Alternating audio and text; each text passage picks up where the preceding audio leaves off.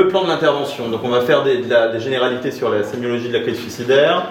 Ensuite, il y aura de l'épidémiologie avec quelques chiffres. Et puis, on enchaînera sur un peu d'histoire de philo et de sociologie. À savoir qu'en fait, les deux conceptions, il y a trois conceptions, mais en gros, nous, la conception du suicide, c'est le suicide qui serait un symptôme de maladie. Et encore que, on verra que c'est pas si clair, même encore dans notre société, que le suicide est forcément...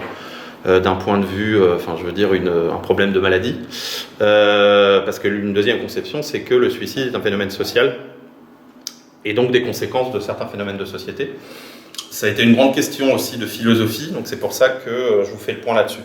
Ensuite, on fera le point pratico-pratique sur le RUD, qui est vraiment ce qu'on utilise aujourd'hui dans le soin pour évaluer le risque suicidaire. Il y a d'autres échelles que je n'ai pas traitées ici, parce qu'en effet, ça dépend... des approches qu'on peut avoir, peut-être on s'en servira dans certains services, je pense par exemple à l'échelle de Beck, qui est très comportementaliste pour le coup, donc c'est vrai que je ne l'ai pas traité ici, parce que peut-être que en fonction des services, c'est pas forcément ce que vous utiliserez ou pas, mais le RUD, on l'utilisera tous, pour le coup. Voilà, et puis on finira par des vignettes sur l'observation et la transmission synthétique en psychiatrie. Sachant que ça sera plutôt un teasing du coup d'un prochain cours qui est plus gros sur les observations psychiatriques. Et ce que je ferai, c'est que je vous présenterai un peu un plan de toutes les interventions que je peux faire, parce qu'en fait, en gros, il y a plusieurs thèmes et c'est quand même à vous de choisir les thèmes qui vous intéressent ou pas, sachant que le docteur Messaï présentera plus des trucs sur les psychotropes. Marion Garnier, elle, ce qui l'arrange plus, c'est le psychotrauma. Pierre Cézanne, il avait proposé des trucs sur les troubles de l'humeur ou l'introduction à Lacan, sachant qu'il dit en 1h30 c'est pas possible. Donc il faudra peut-être plusieurs séances, mais du coup, moi je vous présenterai en tout cas celle que moi je fais comme intervention, et on fera, je pense, après un sondage qu'on fera passer par vos cadres pour savoir ce qui vous intéresse ou pas.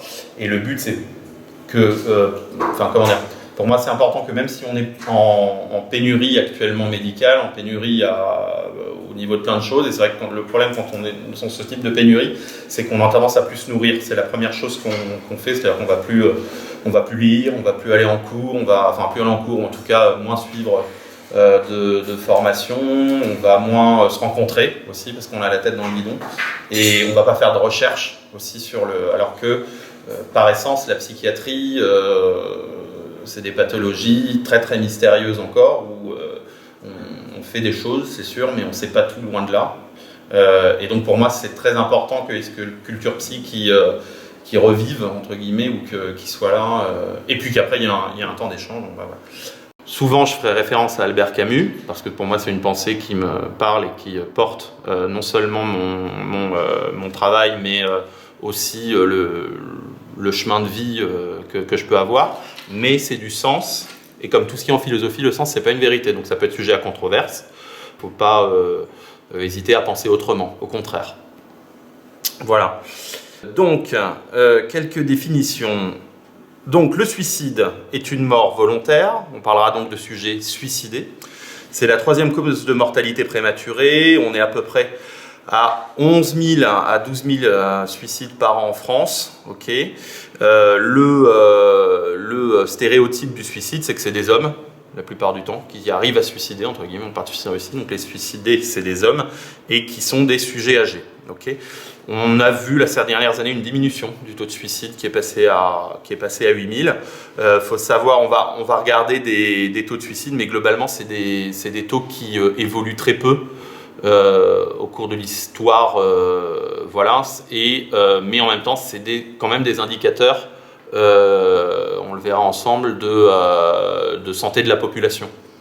C'est-à-dire qu'on voit une diminution quand les soins se portent bien. C'est-à-dire qu'en gros, en santé publique, on parle, il y a plusieurs âges de la maladie. Nous, on est dans le 4e âge de la maladie. Pour vous dire, le premier âge, entre guillemets, c'est quelque chose où la maladie est vue comme une damnation, où il y a beaucoup de croyances et il y a très peu d'études, c'est un âge d'obscurantisme. Le 3e âge, c'est le moment de Pasteur où avec les antibiotiques, on arrive à vaincre, entre guillemets, les infections. Et nous, on serait dans le 3e âge de la maladie, où finalement, aujourd'hui, les premières causes de mortalité, c'est les maladies qu'on dit dégénératives ou de la vieillesse, comme les AVC, comme le diabète, voilà. Et la psychiatrie, on se rend compte qu'on s'y intéresse dans les sociétés à partir du moment où on a passé un peu ce troisième âge de la vie. Il est dit qu'il y a encore des pays, des sociétés qui sont encore dans l'âge, dans le troisième âge. Bon, les visions de santé publique, de toute façon, ça reste des visions assez occidentales, hein, donc voilà. Les tentatives de suicide sont là une tentative infructueuse de se donner la mort. On parlera de sujets suicidants. Il y en a 160 000 par an en France. Là, on rencontre plus des femmes, et c'est des sujets jeunes. Voilà, il y a un risque de récidive dans 40% des cas, et un facteur de risque majeur de suicide, c'est-à-dire que ça augmente le risque relatif du coup de suicide. C'est pour ça que, bon, c'est pas où je vais l'apprendre, mais je le dis quand même, l'énième tentative de suicide du patient borderline, qui est la plupart du temps banalisé, qui a tendance à nous mettre dans une impuissance forte et même parfois à nous dire, bon, comment dire, à rentrer dans une forme de fatalité vis-à-vis de ces patients-là, ben, il est quand même pas à négliger. Parce qu'à chaque fois, ça augmente le risque relatif qu'il y ait un suicide, entre guillemets, réussi. Les idées suicidaires, du coup, c'est un désir de mort. Là, on va parler de sujets suicidaires. Il y a 15% de prévalence sur la vie entière. Alors ça, c'était l'étude que j'avais trouvée il y a quelques années quand j'avais fait le cours. En fonction des études, on va de 15 à 90%. Si on est à 90% d'idées suicidaires de prévalence sur la vie entière, ça veut dire que en fait, la normalité, c'est d'avoir des idées suicidaires. Vous voyez ce que je veux dire ou pas? Vous voyez? Vous comprenez ou pas? La prévalence, en fait, la prévalence vie entière, c'est en fait le nombre les personnes, en fait, on fait une photo en fait de personnes, et c'est par exemple, là, je vais vous demander à tous, est-ce que vous avez déjà eu des idées suicidaires au cours de votre vie? Ok. Il y en a qui vont me dire oui, il y en a qui vont me dire non. Ok. En fonction des études, ça varie. Il y en a qui vont dire, il y a des études qui vont dire qu'il y a 15% de prévalence d'idées suicidaires sur la vie entière. C'est-à-dire que dans la population générale, il y a 15% des gens qui vont dire avoir eu des idées suicidaires au cours de leur vie. Okay. Sachant que dans ces études-là, on va évidemment prendre des sujets d'âge différents et des sujets de sexe différents. Okay. Et il y a d'autres études qui disent 90%. Si 90% de vous me dit qu'il a eu des idées suicidaires au cours de sa vie, du coup, il est normal statistiquement d'avoir des idées suicidaires. Ok. Donc ça c'est important parce que du coup ça aussi, par exemple les idées noires ou choses comme ça fait concevoir différemment cette notion d'idées suicidaires. On est quand même dans une société aujourd'hui où on est, je dirais, plutôt dans l'hyperprotection. On voit beaucoup ça en pédopsie notamment vis-à-vis de ce qui est on va dire non seulement les protocoles qu'on peut mettre derrière ou de tout ce qui va être de protéger entre guillemets la société. Je prends un exemple, voilà, quand on va avoir tendance à d'abord suivre un principe de précaution, notamment dans les campagnes de vaccination, par exemple les grandes notions de santé publique, c'est-à-dire qu'on est plus dans une société qui va valoriser la prévention primaire, en gros. Okay. Et donc, du coup, on aurait tendance à voir, du coup, si les idées suicidaires en fait sont directement à 15%, du coup, on va voir ça comme une anormalité. Si on voit ça comme quelque chose d'anormal, on va directement placer les gens dans peut-être une vulnérabilité, peut-être quelque chose comme ça. Okay. Si on considère ça comme quelque chose de normal, ça nous fait avoir une position différente, en fait. C'est-à-dire que la personne en face de moi, elle pourrait, elle est comme moi en fait, quoi. Donc ça peut arriver à un moment. Est-ce que, je veux dire, comment je réagis par rapport à ça? Bon, voilà, ok. Voilà, 40% de passage à l'acte en cas d'idée récurrente. Donc c'est pour ça que dans le RUD, on verra après, c'est très important qu'il y ait une significativité dans la journée de ces idées suicidaires. C'est-à-dire qu'une personne qui a 50% du temps des idées suicidaires, c'est pas comme une personne qui vous dit oui, j'ai des idées noires de temps en temps. Voilà. Et puis enfin, il y a tout ce qu'on appelle les équivalents suicidaires. C'est tout ce qui est conduite dangereuse qu'on peut avoir, ou si ce n'est pas les conduites dangereuses, ça va être toutes les négligences qu'on peut avoir vis-à-vis de sa propre santé. Okay. Donc c'est une définition assez large, l'esquivement suicidaire, la plupart du temps. Ça va dépendre de ce que la personne met derrière, mais typiquement, ça va être quelqu'un, par exemple, qui fait des... Vous avez déjà entendu parler de la dépression masquée. C'est ces personnes qui vont avoir plein de conduites à risque, vont arriver tout le temps en retard partout, qui, par exemple, vont avoir tendance à conduire extrêmement vite, à faire beaucoup de choses qui, entre guillemets, mettent en danger leur vie. Et on arrive, quand on les voit, à décoder qu'il y a peut-être quelque chose qui court et qui est latent depuis un petit moment. Et la plupart du temps, c'est quand même des personnes qui s'effondrent assez vite quand on met le doigt sur le fait qu'ils pourraient avoir une dépression. Ok. Voilà. Alors, les facteurs de risque de la crise de suicide. Alors là, on est sur des... je vais vous dire... Enfin là, on est sur des choses statistiques. Là. Ok. C'est-à-dire que c'est des études qui sont faites sur plusieurs personnes, du coup, des échantillons, généralement c'est des études multicentriques, c'est-à-dire qu'on va les faire dans différents pays, okay, mais là, ça reste des données statistiques, okay. C'est-à-dire que quand je vous dis que les troubles psychiatriques sont un facteur de risque suicidaire, ou les antécédents de troubles psychiatriques personnels ou familiaux de troubles de conduite suicidaire, c'est pas parce qu'il y a un gène ou il y a quelque chose qui, va faire qu'il y a une hérédité du suicide. C'est que statistiquement, on a fait une étude et on a regardé que chez les personnes qui se suicident, si je regarde leurs antécédents personnels et familiaux, je vais retrouver une statistique supérieure à la population générale. Ok, d'antécédents.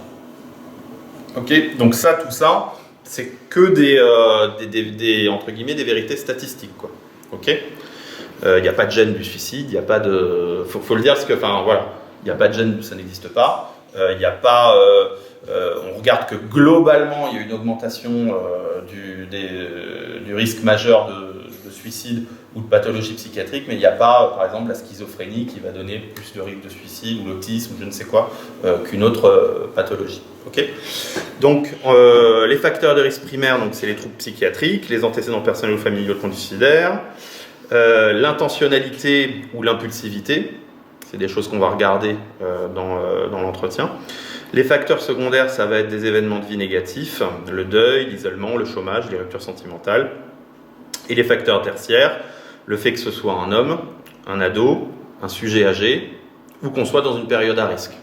Qu'est-ce que c'est les périodes à risque? C'est les périodes de crise existentielle, c'est-à-dire généralement, la préadolescence, adolescence, passage jeune adulte, passage homme d'âge mûr, passage à la retraite. Ok, donc dans ces qui évidemment sont des qui rigolent. Évidemment, je veux dire, ça va être des comment je peux dire ça? Ça va être des choses qu'on va regarder, auxquelles il faut être sensible dans l'évaluation du risque suicidaire. Maintenant, c'est pas parce que quelqu'un passe à la retraite que allez hop, ok. C'est encore une fois si on est là, s'il y a encore besoin de professionnels et d'humains pour évaluer un risque suicidaire, c'est justement parce que on doit tempérer les choses. Et même si je vais vous présenter le risque urgence dangerosité, ça ne remplacera jamais un professionnel qui a une expérience clinique et qui écoute un patient et fait une vraie enquête vis-à-vis de sa vie, de la situation qui l'a amené ici, et donc une observation complète du coup. Voilà. Il y a des facteurs de vulnérabilité et précipitants d'ordre psychosocial. C'est la plupart du temps la précarité financière et l'isolement social. Et enfin, il y a des facteurs de protection, le fait d'avoir un bon tissu familial, voilà, et d'avoir ce qu'on appelle surtout des pensées velcro. Quelqu'un qui vous dit bah non mais je fais jamais ça, de toute façon j'ai des enfants. C'est quelque chose qui, après la personne peut mentir, la personne, si c'est quelqu'un de très impulsif, il peut changer d'avis très très vite, ok, mais ça va être quelque chose qui va finalement, je veux dire, être un facteur qu'on va prendre en compte et qui va diminuer le risque suicidaire. La crise suicidaire en elle-même, c'est une crise psychique dont le risque majeur est le suicide. On va avoir des signes évocateurs, c'est la rupture avec l'état antérieur, une attitude de détresse, verbalisation des idées suicidaires, distorsion cognitive, préparation du décès. Ça va vraiment être des choses qui sont à regarder quand on évalue une crise suicidaire. Okay. Et avec 6 points fondamentaux, la souffrance. Est-ce que c'est une personne qui vous dit avoir une souffrance intense? L'intentionnalité. La plupart du temps, c'est évaluable significativement par le fait qu'il y a des scénarios, c'est-à-dire qu'ils vont vous dire, voilà, je vais faire ça comme ça et comme ça et comme ça. Okay. L'impulsivité, est-ce que c'est réactionnel? Est-ce que c'est quelqu'un qui a tendance à être impulsif? Quelqu'un qui il va vous le dire, vous vous décririez comment? Plutôt quelqu'un d'impulsif, voilà. Ou alors c'est l'entourage qui va vous dire, oui, il a toujours été, voilà, ça a toujours été très compliqué avec lui dans les repas familiaux, dans truc ou machin, parce que, voilà, donc ça c'est des facteurs de risque, voilà. Qu'est-ce que j'ai mis? Un événement précipitant, voilà, ce qu'on disait, les facteurs du coup comme les ruptures sentimentales, un deuil dans la famille, enfin ça va être des choses qui sont prises en compte. Et les moyens létaux à disposition, les chasseurs. Attention aux chasseurs, ça vous savez, aux policiers, à tous ceux qui sont dans des... Enfin voilà, il faut que ça fasse comme ça, quoi, normalement. C'est-à-dire que, et d'où l'importance de toujours demander à la personne sa profession, en fait. Ça va être quelque chose qui est toujours demandé, en fait, dans les observations, hein, parce que ça vous renseigne aussi sur le sens que donne à sa vie cette personne. Voilà, il y a même des hypothèses psychologiques. Il y a un psychologue qui s'appelle Johnson, qui a fait des typologies de personnalité, pour le coup, en fonction des métiers qu'ils choisissent. Il y a les artistes, il y a les commerciaux, il y a les soignants, et ça peut-être, si ça vous... Ça, je pense que j'en ai parlé une fois, Alexis, ouais. Ouais, j'aime bien cet auteur, bref, je vous ai toujours pas donné l'article, je vous le donnerai. Mais ça, voilà, ça je le fais dans le cours sur les personnalités, pour le coup, ça, sur les différentes hypothèses qu'on peut avoir de la personnalité. Bref. Voilà, la qualité d'entourage, je vous l'aurais dit. Et donc, en fonction de ça, on va classer un risque de faible, moyen et élevé.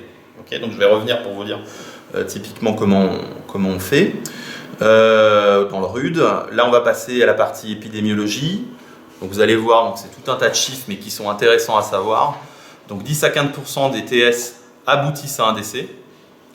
40 à 50% des décès par suicide ont des antécédents de TS. 40 à 45% des TS récidiveront, donc ça je vous ai dit, mais c'est surtout 15 à 25% dans l'année. Ok.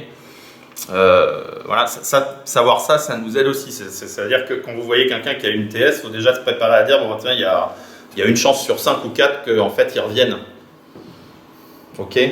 Donc du coup, ça nous fait travailler autrement aussi avec les patients. Ok, c'est-à-dire que, je dis ça pour tout parce que, je pense que, je sais pas, je pense qu'il y a peu de... tout le monde, ça fait un moment que vous êtes en psychiatrie, mais c'est vrai qu'en psychiatrie, on revoit souvent les mêmes personnes, quoi, du coup. Donc c'est vrai que ça fait prendre ça avec plus de distance, je dirais.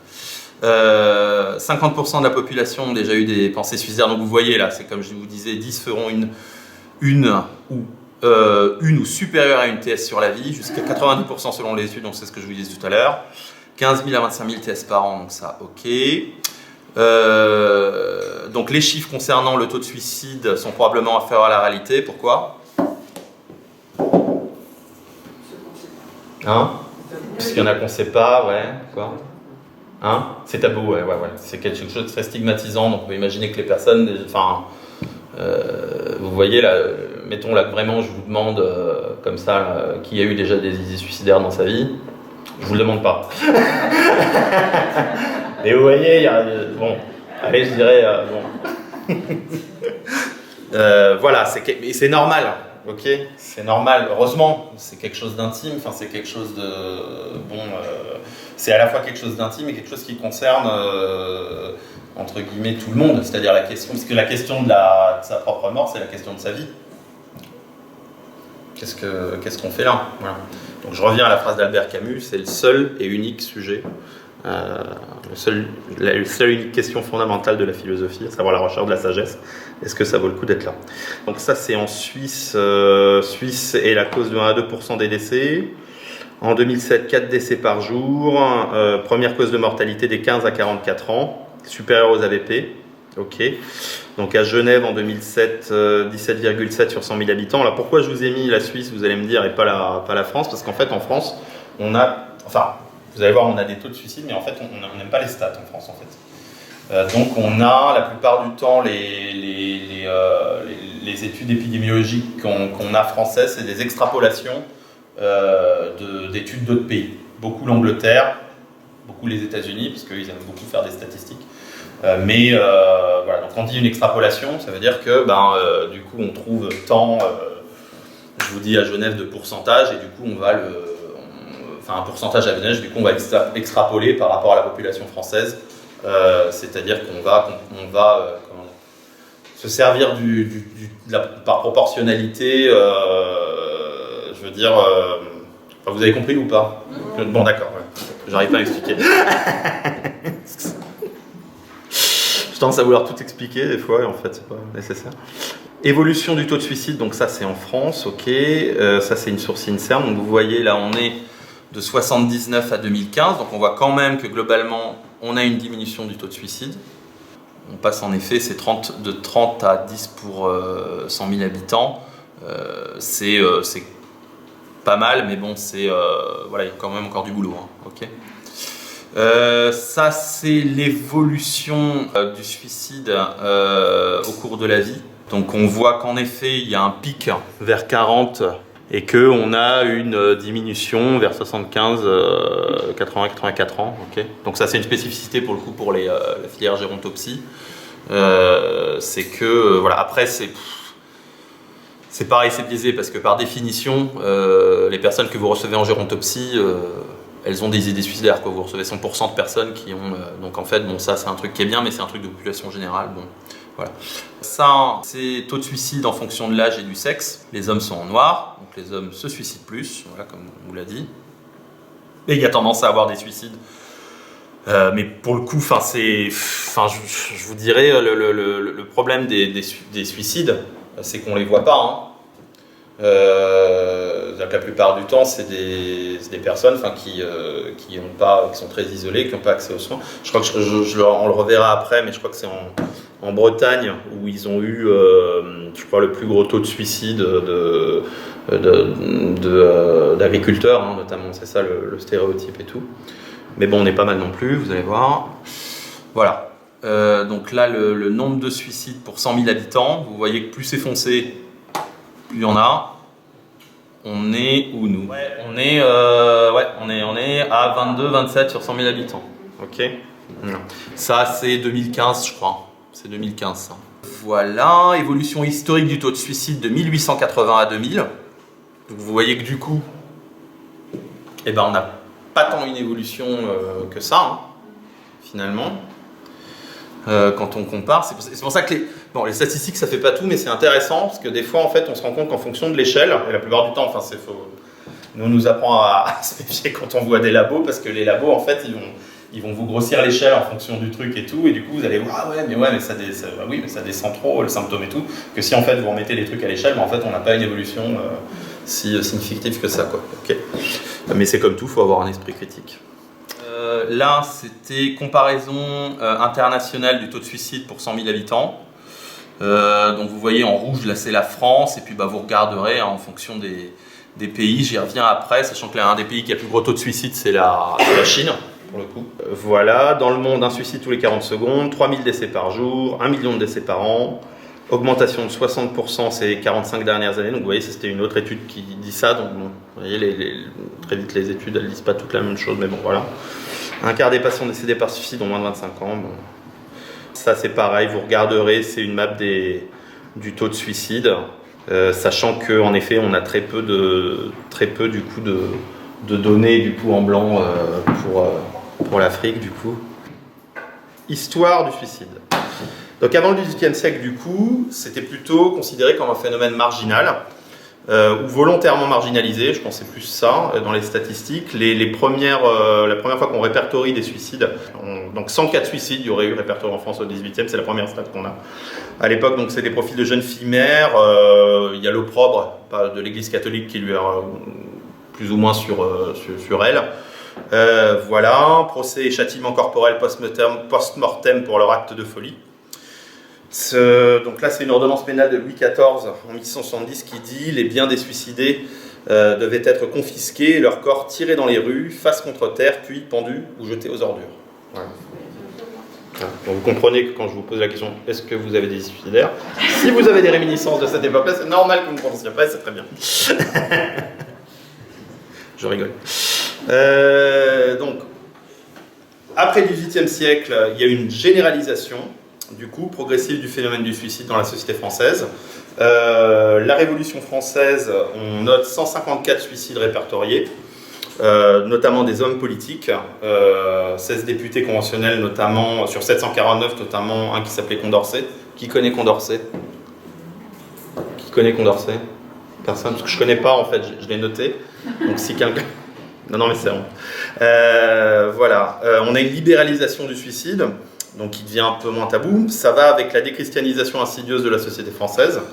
Voilà, impact des idées des Lumières sur l'opinion publique. David Hume, qui est un philosophe du coup, voilà, qui nie le caractère criminel du suicide en 1777, en affirmant qu'il n'est qu'un moyen de mettre un terme à une existence misérable.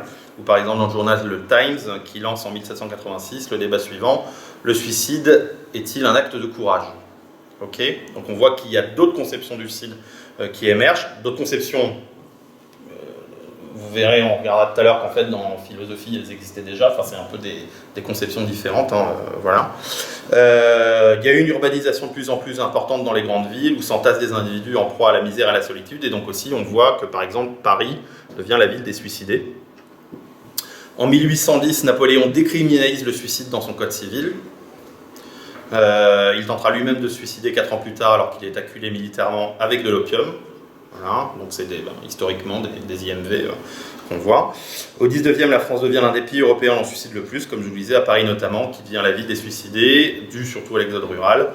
Voilà les exemples de suicides dans la littérature française. Vous avez Javert dans Les Misérables de Victor Hugo, Emma dans Madame Bovary, hein, voilà. En 1897, Émile Durkheim théorise le suicide dans son ouvrage du même nom, le menant ainsi à une définition de phénomène sociologique. Ok. Donc, Émile Durkheim, c'est très important parce que, enfin, c'est important. Si, c'est important. C'est important parce que, on va dire que c'est le scientifique contemporain qui va le mieux théoriser le suicide comme phénomène social. Ok. Ce qui n'est pas l'hypothèse psychiatrique. Ok. Oui, il y a du social dans le suicide. Ok. Mais pour nous, on le reverra après, le suicide est plus la cause d'un phénomène psychopathologique, pour le coup. Ok. Que dit Émile Durkheim? Donc l'idée que le suicide est un phénomène social, un fait social à part entière, il exerce sur l'individu un pouvoir coercitif et extérieur du coup. À ce titre, enfin c'est la société hein, du coup hein, qui exerce ce pouvoir sur l'individu. Le suicide ne relève pas que de l'intime, du psychologique, mais est également éclairé par des causes sociales, des déterminants sociaux. Statistiquement, le suicide est un phénomène social normal que l'on retrouve dans la plupart des sociétés et au sein de chacune d'entre elles, son taux évolue relativement peu. Okay, donc c'est ce qu'on regarde finalement dans les statistiques. Donc ça, on va être d'accord avec... voilà, encore une fois, ça date de 1897. Okay, et encore une fois, tout ce que je vous dis là, c'est pas des vérités. Okay, c'est une hypothèse. Là, c'est l'hypothèse sociologique. Et lui, d'ailleurs, il a même... Enfin, c'est un des fondateurs de la sociologie, c'est-à-dire d'une certaine méthode d'étude de la société. Ok. Donc Durkheim notamment constate que la religion, la famille, certaines situations politiques protègent du suicide. La religion et la famille sont des instances d'intégration, au sens qu'elles protègent du suicide en l'interdisant moralement. La guerre et la révolution semblent aussi protégées du suicide, car le taux a tendance à diminuer durant ces laps de temps. Et ça, c'est quelque chose qu'on constate, c'est vrai, c'est-à-dire que pendant les guerres, il y a moins de suicides. Comment il explique ça, du coup? Intégration des individus autour d'enjeux nationaux qui ravivent le sentiment d'appartenance. Les causes déterminantes donc, du suicide pour lui sont donc 1. l'intégration, qui serait un facteur de protection des tendances suicidogènes. Le suicide varie en fonction inverse du degré d'intégration des groupes sociaux dont fait partie l'individu. Ainsi, une société fortement intégrée tient ces individus sous sa dépendance, les considérant à son service, et par conséquent ne leur permet pas de disposer d'eux-mêmes à leur fantaisie. Okay. Et la deuxième, la régulation, permet de rendre compte des taux de suicide. Les sociétés ont un second pouvoir de régulation et fournissent des règles que les individus doivent suivre et qui dictent leur conduite et leur fournissent des repères. Ok. Donc ça commence à influer dessus. Pour lui, il y a 4 types de suicides. Okay. Le premier, c'est un suicide égoïste qui intervient lors d'un défaut d'intégration de l'individu. Okay. L'individu n'est pas suffisamment rattaché aux autres. La société tient les individus en vie en les intégrant. Okay. Donc là, par exemple, il donne l'exemple du suicide des célibataires. Okay. Donc là, en effet, nous, encore une fois, dans les études qu'on voit et tout, on voit que l'isolement social va augmenter de suite. Donc c'est vrai que ça, on aura plus tendance à valider cette hypothèse-là. Le suicide altruiste, à l'inverse du suicide égoïste, le suicide altruiste est déterminé par un excès d'intégration.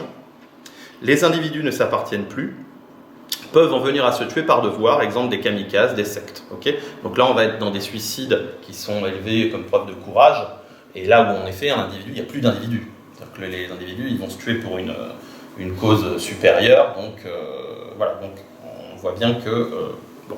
Après, ça, je dirais tout, ça va être pareil, c'est des suicides qui, pour le coup, nous concernent moins. Je veux dire, au niveau enfin, quoique.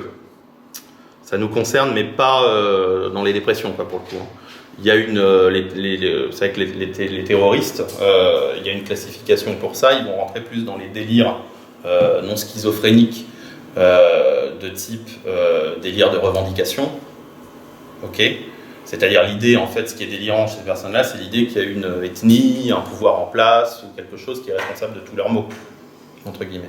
Ok. Donc ça ne va pas spécialement, je veux dire, nous concerner là. Il parle de suicide anomique, intervient lors d'un défaut de régulation, la réglementation, les normes sont lâches et floues, non cadrées, moins tenues, les désirs de l'individu ne sont plus limités et ils peuvent éprouver le mal de l'infini. Voilà. C'est intéressant ça. Hein. C'est-à-dire qu'en fait, voilà, s'il n'y a pas de cadre, alors c'est l'hypothèse sociologique, c'est vrai que on peut faire le lien avec d'autres hypothèses, d'autres savoirs. Hein. C'est vrai que je pense au savoir psychanalytique qui dit qu'il y a une nécessité d'un cadre et d'un lien tout le temps, la fonction paternelle, la fonction maternelle, voilà et tout. Mais bon, voilà. Le suicide fataliste, enfin, intervient dans les cas d'excès de régulation. La vie sociale extrêmement régulée, les marges de manœuvre individuelles sont réduites, le contrôle social, les normes sont trop importantes, l'individu devient objet, en fait, et par fatalité met fin à ses jours. Ok. Donc là, normalement, vous avez des réminiscences de 1984 ou des trucs comme ça. Ok, donc on voit voilà, un peu comment, en fonction du défaut ou d'excès des facteurs que met en lumière Durkheim, on va avoir des suicides différents. Controverse et postérité, donc il faut savoir qu'on retrouve chez Durkheim la préoccupation pour la notion de cohésion sociale, hein, c'est vraiment quelque chose qui portera après toute sa vie.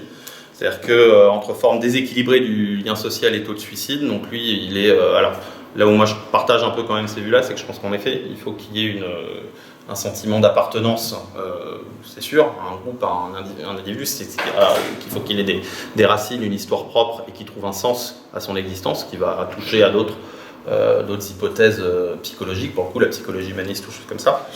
Voilà, mais en effet, trop de cadre tue le cadre. Et donc rendre l'individu objet, et si on est des objets, voilà. Ok, postérité trouvée à partir des années 50 et 60, où du coup, avec l'élan de la sociologie, on va un peu redécouvrir ses écrits. Il y a une controverse quant à l'analyse de ces données, parce qu'évidemment, ça a été, voilà, l'affirmation que la religion n'aurait pas d'influence sur le taux de suicide. Donc j'ai mis l'exemple du Koweït et de la Chine. Alors en Chine, voilà, on a le plus grand taux de suicide, et en effet, c'est des populations qui sont très très peu religieuses, pour le coup. Faut savoir la Chine. Okay, il y a une étude qui est venue sur 23 pays occidentaux qui montre qu'en effet, dans les populations qui auraient tendance à être plus religieuses, pour le coup, et peu importe quelle croyance, on aurait globalement une taux de suicide. Comment expliquer ça, une diminution du taux de suicide. Comment expliquer ça? Est-ce que c'est parce qu'en effet, il y a une spiritualité, il y a une croyance en un certain tiers, et donc le fait que du coup on a cette chose-là qui peut être un pilier ou une raison de vivre, ou plus ou moins, ou est-ce que c'est vraiment un interdit moral, tel qu'est l'hypothèse de Durkheim, vous voyez, c'est quand même difficile à dire ça, ok, voilà. Et puis c'est controversé, c'est-à-dire que je vous dis, ça c'est une étude comme ça, mais il y a d'autres études qui montrent que la religion n'a rien à faire dans le suicide, ok. Bon, il faut toujours tempérer les études et tout, et puis alors au Koweït, par exemple, qui est un pays extrêmement religieux, a priori il y a un taux de suicide, voilà, très bas, ok. Est-ce que c'est une réalité? Est-ce que, encore une fois, il y a un tabou, il y a truc et tout, le Koweït aussi, enfin, c'est des pays où du coup on n'a pas forcément des données qui peuvent être objectivement, voilà, bon, voilà. Ok, donc je réponds pas à cette question. Ouais. Puis il y a des religions qui interdisent le suicide aussi. Oui, mais ce que je te dis, c'est-à-dire que si tu veux, le truc, c'est que tu sais pas si, en fait, dans les données, tu sais pas si la religion, en fait, elle donne un autre sens à la vie de la personne et du coup lui permet de tenir, ou est-ce que c'est l'interdit de la religion qui va impacter son... En fait, on ne peut pas savoir ça. Voilà. Non seulement on ne peut pas savoir ça, mais ce que je dis, c'est que je tempère ces études-là. Ok, donc bon. Voilà. Vers la fin du 19e siècle, du coup, le suicide commence à être vu comme une maladie. Ok, donc c'est là où, finalement, à la fin du 19e siècle, je vous rappelle que c'est la naissance de la psychiatrie. Donc c'est lié en fait à la naissance de notre belle spécialité. En 1838, du coup, Jean-Étienne Esquirol, lui, il se rend compte de quoi? Il se rend compte que les réactions suicidaires est tellement répandue chez les personnes souffrant de maladies mentales qu'elle peut être considérée comme un symptôme psychopathologique. Ok, donc ça c'est l'hypothèse du soin, du coup. L'instinct de survie est considéré comme normal quand son absence est pathologique. Vous voyez? Est-ce que c'est ce que vous pensez ou pas? Bon, on ne répondait pas. Mais c'est l'hypothèse qu'on a. C'est-à-dire qu'un suicide est forcément mu. C'est de la thèse psychiatrique. Le suicidant peut être normal, mais se trouver dans un état affectif pathologique qui peut le mener au suicide. Ok ? Donc la plupart du temps, les phénomènes, bon, je peux le dire, les phénomènes qu'on met derrière le suicide, c'est la plupart du temps la dépression. Mais quand je vous disais qu'on est un peu, je vous dirais, j'arrive pas à trouver autre chose que l'expression assez fleurie, qu'on est un peu entre deux chaises, voilà. C'est que si je regarde les classifications internationales, la dépression elle est cotée, elle est dans les F. Ok. Si je regarde les tentatives de suicide, elle est cotée X. Vous allez me dire, ouais, ça me fait une belle jambe. c'est pas X. Pourquoi? C'est parce que X, c'est dans des causes sociales. Vous voyez? C'est pour vous dire que et quand je vous dis dans les classifications internationales, c'est que ça c'est dans la CIMDI, donc dans la classification internationale des maladies. Okay, c'est-à-dire que si je cote des TS aux urgences, ou si voilà, en fait, ça ne va pas rentrer dans les pathologies psychiatriques, ça va continuer de rentrer dans des rubriques sociales. Les X, les Z, c'est des cotations sociales. Ok. Donc vous voyez comment, bon, en tout cas, il y a une position qui n'est pas si simple que ça. Je pense quelque part c'est une position de raison, mais position de raison dans la mesure où je vous dis, le suicide, est-ce que c'est dû qu'à un phénomène pathologique, est-ce que c'est dû qu'à un phénomène social? Je ne pense pas qu'on puisse trancher scientifiquement vis-à-vis de ça. Je pense qu'on peut être que sceptique et au contraire vigilant. En revanche, voilà, symboliquement, ça fait rentrer le suicide dans quelque chose qui est social, pour le coup. Donc c'est avec la volonté de la société de mettre en place un mécanisme capable d'endiguer le suicide, ou plus généralement la dépression, et la découverte des psychothérapies, notamment de la psychanalyse, qui trouvera un très fort écho en France. Il faut savoir qu'on est un des derniers bastions de la psychanalyse avec l'Argentine, hein, globalement. Pourquoi? Ce sera l'objet d'un autre cours. Mais on constate quand même que la psychothérapie est efficace dans la prise en charge du suicide, comme le montrent les études.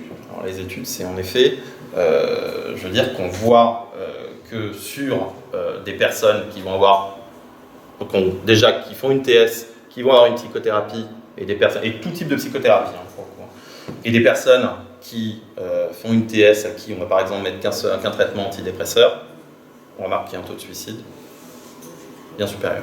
Ok. Au XXIe siècle, de 1900 à 1940, le nombre annuel de suicides reste relativement stable, autour de 8000, donc ça c'est ce qu'on a aussi, mais qui est sujet à précaution, hein, parce que bon, faut voir les modes de recueil de ces époques-là. À l'entre-deux-guerres, on a une diminution du taux de suicide à 4500 à 5000. Première moitié du XXe siècle, les départements agricoles comme le Gers, la Lozère et la Creuse sont les plus touchés. Paris reste toujours de loin la grande ville où on se suicide le plus.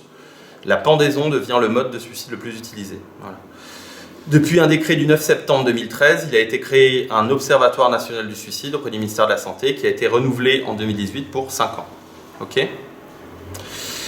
Aujourd'hui, donc, la suicidologie est depuis 1969 l'étude des comportements suicidaires et la prévention du suicide. Voilà, donc le fondateur c'est Edwin Shedman. C'est dans les voilà. Alors il y a des DU de suicidologie, il y a quand même beaucoup de formations par rapport à ça. Comment dire, qu'est-ce que je vais vous dire par rapport à ça, il y a des abords très très différents en fonction des facultés, des écoles. Donc des fois on le voit vraiment du côté psychopathologique, des fois on le prend du côté par exemple des théories attachmentistes. Voilà, lui Edwin Shedman, ça note quand même, donc lui c'est plutôt un TCCiste, hein, voilà. Le fait de parler de suicidologie, c'est quand même parler d'un symptôme. Ok ? Donc ça se prête la plupart du temps plus facilement à une vision symptomatique des choses.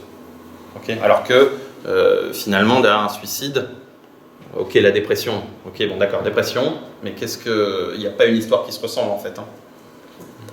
Voilà. Ce que je voulais dire là-dessus.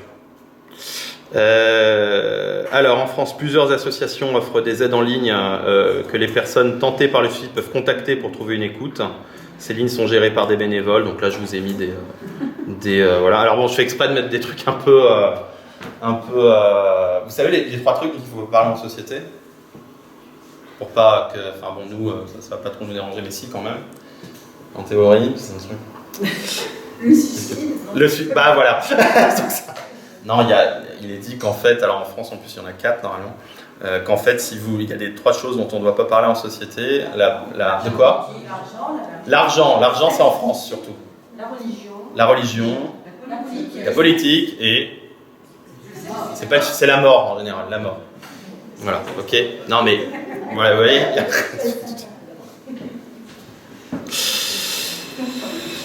Le suicide en philosophie. Donc, conception différente du suicide en fonction. Voilà. Donc là, on va regarder chez les Romains, chez les Stoïciens, Sénèque et Cicéron, définition. Donc, le suicide est vu là comme aller au-devant d'une mort inéluctable. Si tu es dans une pièce enfumée, sors de la pièce, c'est ce que dit Sénèque. Donc le suicide est accepté quand la mort est proche et qu'on lui répond. Donc mort, tu es là, donc je fais le travail moi-même. Okay. Cependant, la juste cause du suicide est rarissime. C'est vrai que je corrige, il y a des fautes d'orthographe. Il s'agit de causes qu'on pourrait dire aujourd'hui, vous savez, on parle de plus en plus de suicide assisté. Alors la France, c'est pareil, comme d'habitude, on ne sait pas... Enfin, on se positionne pas, hein, je veux dire, sur l'euthanasie ou les sans-papiers. Enfin, l'euthanasie, tu sais, il n'y en a pas en France, hein, je veux dire, voilà. Donc voilà, mais par extrapolation, voilà, ce serait plus ces causes-là, si je fais qui justifieraient le suicide. Ok. Non pour des causes futiles, les blessures d'argent, blessures d'honneur, d'orgueil et de cœur ne sont pas cause de suicide. Voilà, pour ces philosophes stoïciens, il faut analyser, penser, faire un travail philosophique sur le vouloir pour accepter ces causes futiles. Okay. Le suicide doit être de vouloir et non d'effondrement du vouloir. Le suicide est vu bien différemment selon les courants philosophiques qu'il évoque. Il peut être considéré comme un acte suprême de liberté ou une option de faiblesse et de renoncement, voire de sacrifice. Du point de vue contraire, le suicide est mis en opposition avec l'humanité. En effet, la mort fait partie de la nature. Se donner la mort, c'est donc renier la nature et s'opposer à elle, c'est s'éloigner de son humanité. Les conceptions religieuses du suicide, donc en général le suicide est plutôt interdit dans les religions du livre, même pas plutôt, c'est interdit, faut pas. On ne dispose pas de sa vie, Dieu dispose de notre vie et s'il nous fait souffrir, c'est qu'il a de bonnes raisons. Les voies du Seigneur sont impénétrables, on ne se soustrait donc pas à la volonté de Dieu. Donc l'étymologie, il faut savoir que le alors je crois que c'est en 1600 et quelques, il faudra que je revoie. Mais en gros, les premières fois où on parle de suicide, où on retrouve le mot suicide dans des textes, c'est dans les textes d'un religieux pour le coup. Donc ça vient du latin suicidum, terme composé du préfixe sui, soit, et du verbe caedere, tuer, donc se tuer soi. Voilà, dans d'autres religions, dans d'autres, voilà, on va parler par exemple du suicide rituel du seppuku. Ok, le célèbre harakiri, pour le coup, où on va avoir un acte suicidaire pour retrouver son honneur, où on aura une libération vis-à-vis de ça. Donc vous voyez que du coup, il y a des sociétés qui vont même valoriser cet acte-là. Donc voilà. Et le suicide politique, je reprends l'exemple Cléopâtre, ou des figures comme ça et tout, où plus ou moins ils perdent le pouvoir et donc ils se suicident. Voilà. En conclusion, les images du suicide dans la culture de l'Occident oscillent entre deux types extrêmes. D'un côté, le suicide accompli en pleine conscience, au terme d'une réflexion où la nécessité de mourir, exactement évaluée, l'emporte sur les raisons de vivre. À l'opposé, l'égarement démentiel qui se livre à la mort sans penser la mort. Les deux exemples antithétiques pourraient se nommer Caton et Ophélie. Donc ça, c'est une citation, donc c'est un historien du coup, Sorobinski. La clinique moderne, on pourrait dire qu'on est dans un mélange des deux types. La dépression a ses différentes formes, dont le délire mélancolique. On va aussi parler de raptus suicidaire, qui est une manifestation impulsive liée à une frustration majeure. Donc le cri suicidaire, c'est un équivalent à un raptus suicidaire dans les définitions. Voilà, un mouvement violent incontrôlé, en d'autres termes, pour reprendre la distinction précédente, à une fureur de déraison. Le suicide est un symptôme, il y a un sens derrière, mais comment on fait pour repérer les personnes qu'on doit hospitaliser ? Comment on fait non seulement pour repérer les personnes hospitalisées, mais comment on fait pour que, peu importe la personne qui évalue, il n'y ait plus cette normalité subjective. C'est-à-dire que la question en fait qu'on se pose quand ceux qui ont créé le RUD entre guillemets, c'est comment un infirmier, un psychiatre, un professionnel de santé va avoir la même évaluation de la tristesse, c'est-à-dire des choses qui sont très subjectives en fait. Okay, vous voyez, c'est ça la question du RUD. Donc, d'abord, c'est un score d'hospitalisation. Okay, c'est comme ça qu'il a été créé. Il a été créé une 20-30 ans. Okay, et donc, en fonction du degré, léger, entre guillemets, la personne, on ne va pas l'hospitaliser. Moyen, il va y avoir une discussion autour de l'hospitalisation. Okay. Sévère, en revanche, il n'y a pas de discussion. C'est une personne hospitalisée. Okay. Que ce soit chez l'enfant, l'adulte ou le sujet âgé, c'est un score qui est valable. C'est-à-dire qu'on l'a essayé dans plusieurs... voilà. Et donc, normalement, quand vous évaluez le risque suicidaire, c'est-à-dire si moi j'évalue le risque suicidaire, si quelqu'un d'autre dans cette salle évalue le risque suicidaire, ça va être un score fiable. C'est-à-dire que normalement, on va arriver à la même décision. Okay, s'il y a, je vous dirais, 100 soignants différents qui évaluent le risque urgent de dangerosité, il va être fiable dans la mesure où il ne va pas changer. Okay, on arrivera tous à la même décision. C'est en ça que une échelle elle est intéressante. Okay, je vais vous prendre par exemple un truc, vous connaissez les typologies jungiennes, Myers, les traits de personnalité jungiens, vous ne connaissez pas ou pas ça? Alors, Jung, en fait, en gros, c'est super. Enfin, moi, le plus grand psychiatre que la Terre ait porté s'appelle Carl Gustav Jung, ok. Voilà, forcément, mais bon, chacun sa route, chacun son chemin. C'est Carl Gustav Jung, ok. Bon, Lacan est bien aussi, mais bon. Voilà, il y a Horry, j'aime bien Horry aussi. Horry, parce que c'est le mythe, quoi, c'est la révolte. Voilà. Bon, Carl Gustav Jung, c'est bon, il fait une typologie des personnalités, c'est-à-dire c'est un des premiers même d'ailleurs, voilà et tout, où il a une conception. Alors, on reviendra sur le cours sur les personnalités, où entre guillemets, il y aurait un psychisme du coup, tout le monde naît soit extraverti, soit introverti, donc ça c'est la première chose. Et puis ensuite, il y a différentes fonctions qu'on va avoir ou pas, la raison, l'intuition. Il y a une fonction mineure qu'on gardera toujours mineure dans notre personnalité. Bon voilà, ça c'est l'hypothèse jungienne. Okay, j'y reviendrai. le fait est que y a un truc qui s'appelle le Myers-Briggs, je crois le Myers-Briggs quelque chose vraiment. C'est des psychiatres ou psychologues américains qui ont repris les hypothèses jungiennes et qui ont fait un test de personnalité. Ok? Donc vous pouvez le passer en ligne, il faut payer, hein, d'ailleurs on peut en avoir. Ok. Mais bon, on peut le faire et tout. Voilà, bon. Le problème de ce test-là, c'est que vous le passez aujourd'hui, vous passez votre test de personnalité aujourd'hui, vous le passez demain, vous le passez dans un mois, vous le passez dans 2 ans, il va être différent à chaque fois. Donc on a par exemple un test là, qui est très sympa, enfin je veux dire voilà, mais enfin très sympa, enfin je veux dire qui est porté et tout, mais il n'est pas reproductible. S'il n'est pas reproductible, compliqué, hein. Enfin, compliqué, c'est-à-dire que c'est bien en effet pour, enfin c'est bien en effet, c'est pas ça. Si on fait un travail personnel sur soi-même pour connaître certaines choses de soi, c'est une chose, c'est bien, mais s'il n'est pas fiable dans le temps, ça veut dire qu'on n'a pas quelque chose qui, du coup, on peut se servir pour évaluer un risque suicidaire. Ok ? Voilà. Donc c'est ça qui fait la fiabilité du RUD, pour le coup. Ok ? C'est sa fiabilité, sa reproductibilité, et sa fiabilité, ce qu'on dit interjuge. Ok ? C'est-à-dire peu importe le juge. Ok ?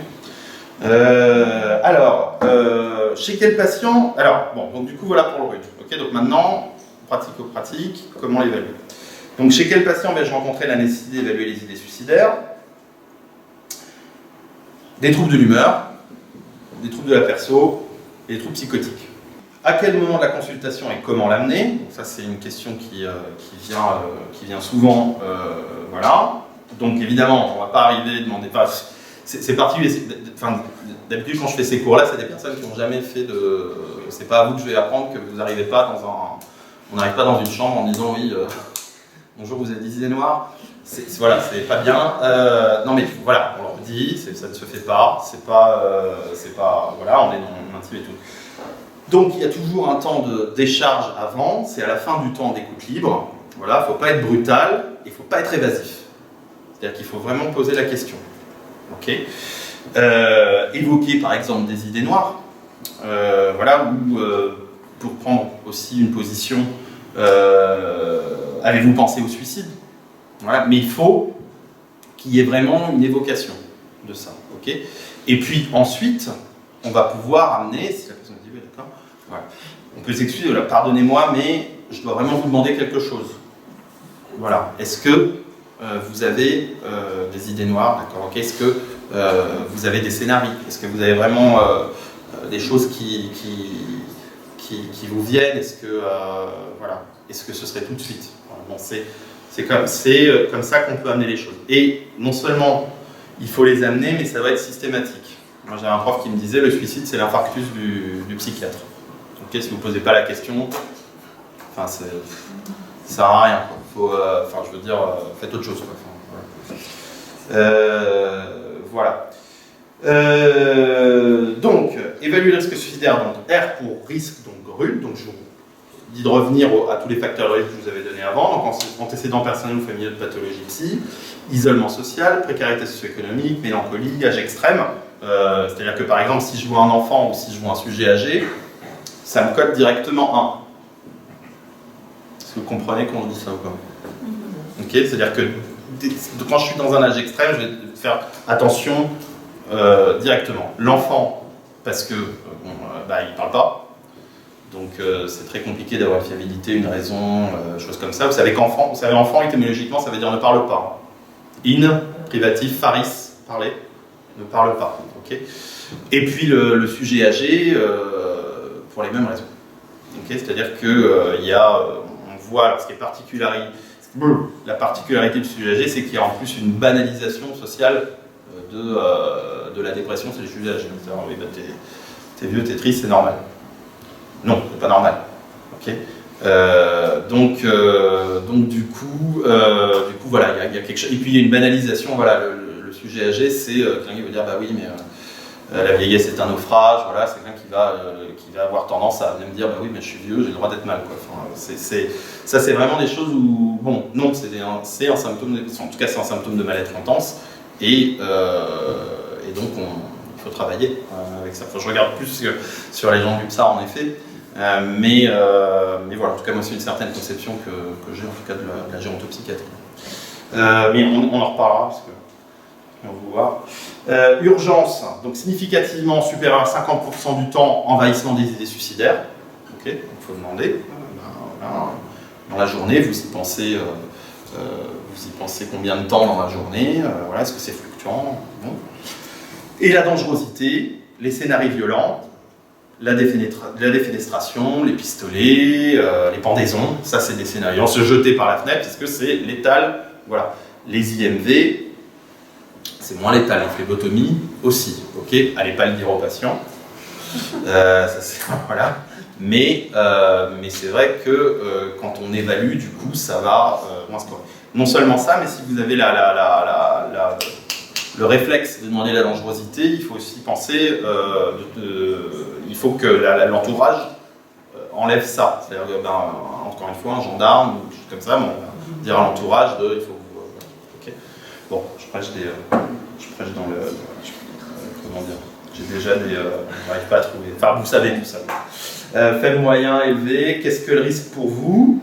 Voilà, donc le risque, donc estimation basée sur l'épidémiologie selon facteurs de risque et facteurs protecteurs face au risque de survenue d'un décès par suicide dans les 2 ans. Donc il y a des facteurs de risque individuels, psychosociaux, psychiatriques, je vous l'ai déjà dit. Risque de TS par décès, TS 3 fois plus élevé chez l'homme que chez la femme. Risque de décès par TS, voilà. 2 pics 15 à 40 ans, 65 à 95 ans. 2 fois plus de risques chez les célibataires, 5 fois plus de risques chez les veufs, 8,5 fois plus de risques chez les chômeurs. On retrouve un facteur de crise, élément stressant dans 80% des décès par suicide, dans les 3 mois précédant le suicide, vous voyez. Troubles psychiatriques dans 90% des décès par suicide, troubles d'humeur, troubles de personnalité, bon, vous regarderez, c'est des stats, ça. OH est toxique aussi, mais qu'est-ce que ça c'est pas le truc, c'est que quand dans un entretien vous demandez la consommation de toxiques, quand vous demandez quand vous recherchez les troubles de la personnalité, quand vous recherchez les troubles psychotiques, quand vous recherchez voilà, ça sert pas à rien. Il y a un réel, en tout cas statistiquement prouvé, il y a un réel danger, c'est pas juste je veux dire de l'humanisme, ok, ou voilà. Qu'est-ce que l'urgence pour vous? Évaluation clinique de probabilité de décéder dans les 48 heures par TS. Donc encore une fois, vous demandez dans l'urgence les scénarios. Et vous demandez, est-ce que vous allez venir dans 48 heures ou pas? Alors attention, je vais aller plus loin. Absence d'alternative, quelqu'un qui vous le dit, non mais de toute façon, on dit l'avenir bouché. J'en pas, voilà. Présence de scénario, imminence du passage à la voie. Alors oui, les gens peuvent vous... Enfin, je veux dire... mais c'est vrai que c'est pas ça, parce que j'ai l'impression que c'est des trucs que vous savez. Les gens, ils peuvent vous mentir. Vous voyez, mais c'est pas le problème. Ok, on n'est pas là pour... nous, on a une position de soin. On est là, il faut évaluer ça. Ok. Voilà, enfin, je sais plus pourquoi je dis ça. Mais... donc, faible, pense au suicide, pas de scénario précis. Moyen, scénario envisagé mais différable. Élevé, plan précis, passage prévu dans un délai proche de quelques jours. Ok. Qu'est-ce que la dangerosité? Létalité et accessibilité des moyens pour un scénario suicidaire déterminé. Donc, que doit-on rechercher en consultation? Consultation, entretien, je veux dire, voilà. Accessibilité des moyens, armes à feu au domicile, accès à des médicaments aussi, objets blessants, voilà, technique autodommageable, accès à un étage élevé dans l'immeuble ou ailleurs, endroit isolé pour effectuer la tentative de suicide, et urgence du plan imaginé, délai que le patient s'est donné, deadline à une situation insupportable. Vous voyez, bon ça, voilà, je vais essayer jusqu'à tel temps, et ensuite, bon. Encore une fois, faut emmener ça. Alors, ça dépend des patients que vous allez voir. Quelqu'un qui est dans une mélancolie sévère, c'est quelqu'un qui va pas vous parler. Donc en fait, quelqu'un qui vous parle pas, là en fait, le truc c'est qu'on va augmenter les entretiens, on va le revoir. Enfin, c'est un signe de, paradoxalement, quelqu'un qui me parle, c'est quelqu'un de plus fiable dans l'évaluation de risque suicidaire. Quelqu'un qui ne parle pas, direct, c'est un risque suicidaire élevé ou alors pas évaluable et on va pas, je ne vais pas trop me poser la question de s'il faut une hospitalisation ou pas, ou s'il faut plus d'entretien infirmier ou pas. Il en faut plus, du coup. Est-ce qu'on doit rechercher capacité à faire appel à l'aide, suivi régulier ou non, avec un psychiatre médecin traitant, réseau familial et de proches, donc voilà. La capacité à s'engager aussi. Donc, la capacité à s'engager, c'est difficile à évaluer parce que ça dépend du lien thérapeutique. Donc c'est très... Bon, ça fait appel à d'autres trucs, mais en effet, c'est là où il va y avoir toute la place du savoir infirmier. Ok. C'est que, ben voilà, oui, ce patient, c'est pour ça, bon, moi j'essaie toujours de vous écouter, hein, mais quand un infirmier dit ce patient je le sens pas là, mais non, mais je comprends pas, moi il a été. Il m'a dit que tout allait bien, parce qu'en effet, c'est pas la même chose. Enfin, moi, en tout cas, je le vois bien, hein, quand ils viennent me voir, c'est pas la même chose quand ils vous voient. Il n'y a pas les mêmes positions, il n'y a pas la même. Puis moi, j'ai constaté ça, puis, ouais, enfin, Jean-Kevin. Mais en effet, quand on est externe, quand on est interne, quand on est médecin, on n'a pas les mêmes informations, du coup, que va nous donner le patient.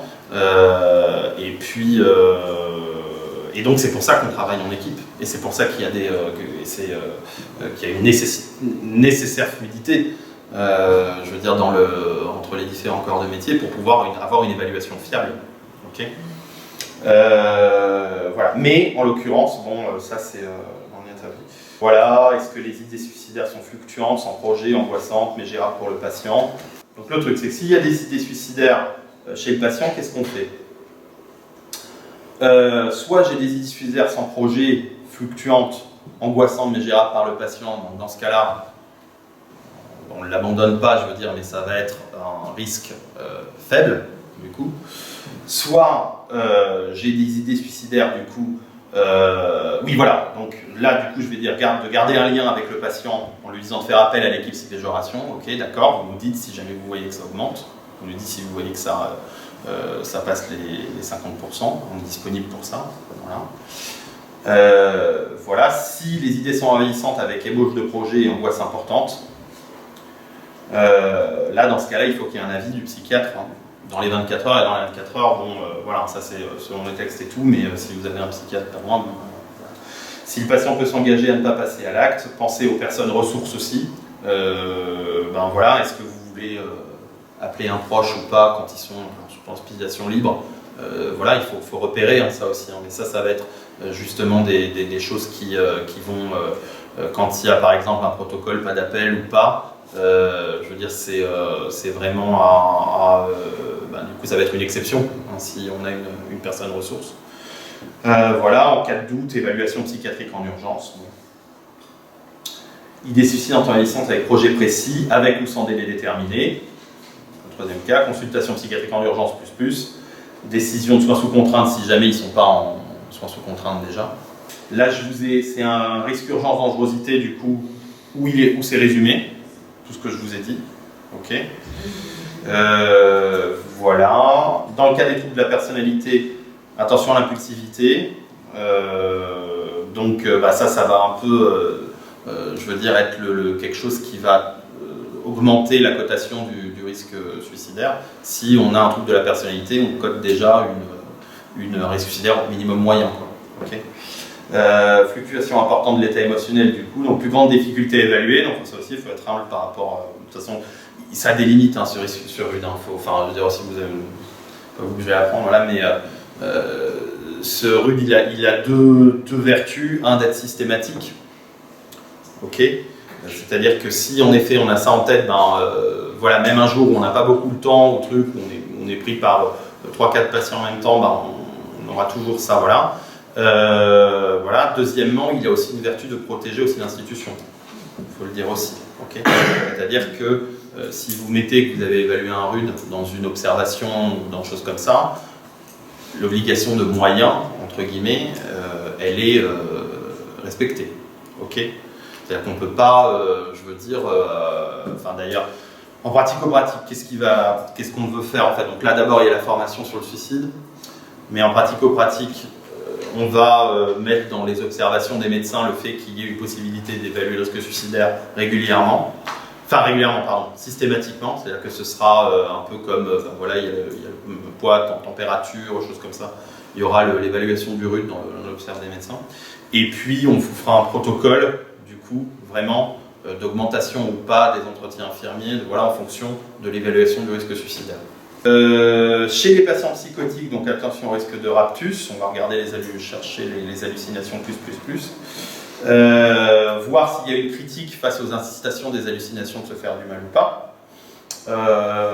Est-ce qu'il y a des antécédents d'actes autodommageables, voilà, et c'est pareil, consultation psychiatrique en urgence si on repère ça. Voilà. Essentiel, le lien, l'alliance thérapeutique, la rencontre. C'est-à-dire qu'un RUT, le lien que vous aurez avec quelqu'un sera toujours plus, fiable vis-à-vis du risque ou pas qui suicide après. C'est-à-dire que, quand on a un doute sur un patient, quand on ne sait pas s'il y a un risque ou pas de suicider, qu'est-ce qu'on fait?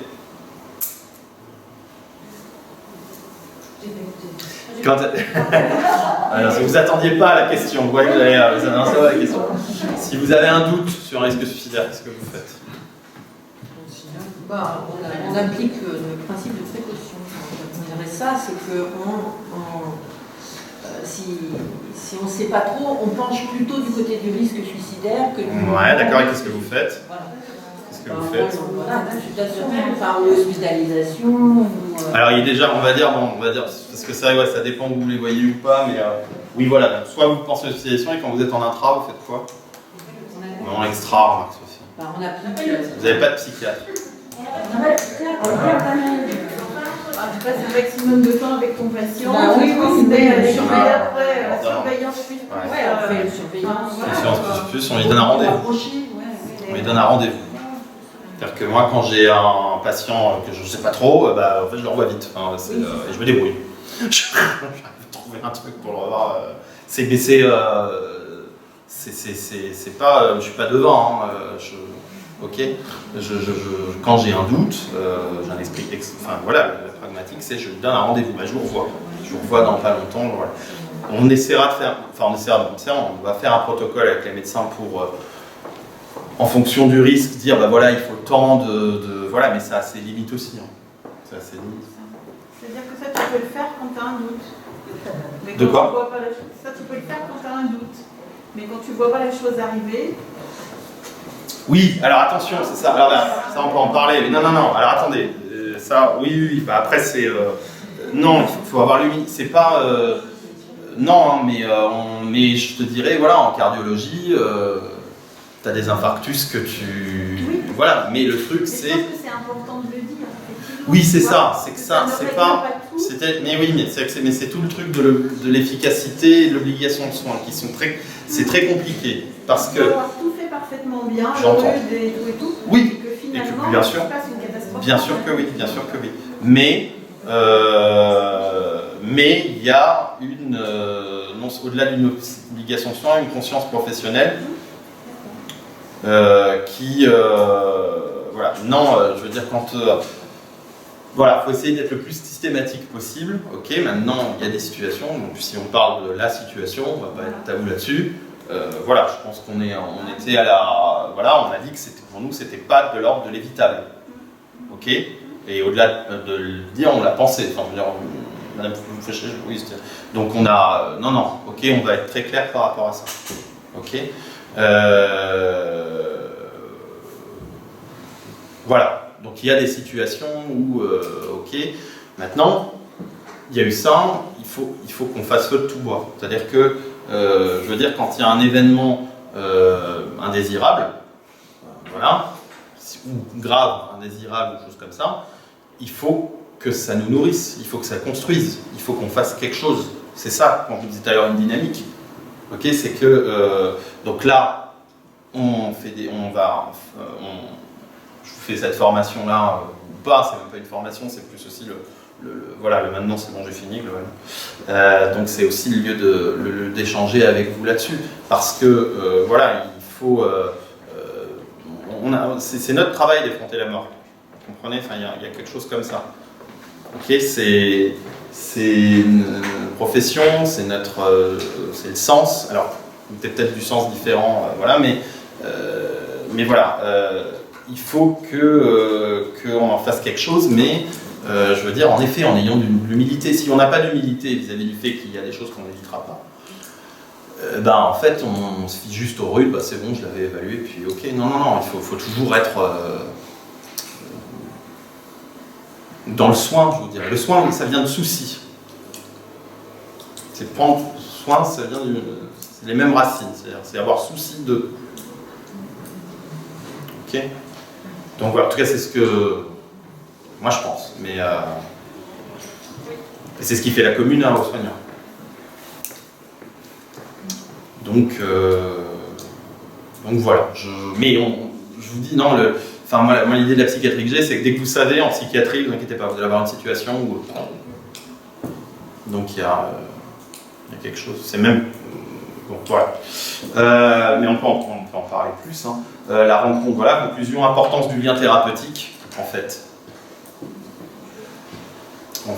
importance de la rencontre, importance du suivi et de l'encadrement ambulatoire, en hospitalisation, entretien régulier, de rendez-vous, je disais, de l'accessibilité du soin, donc ça aussi, il faut qu'on travaille là-dessus, il faut qu'on voilà, être à l'aise avec l'évaluation, comme au contre-transfert que suscite le suicide.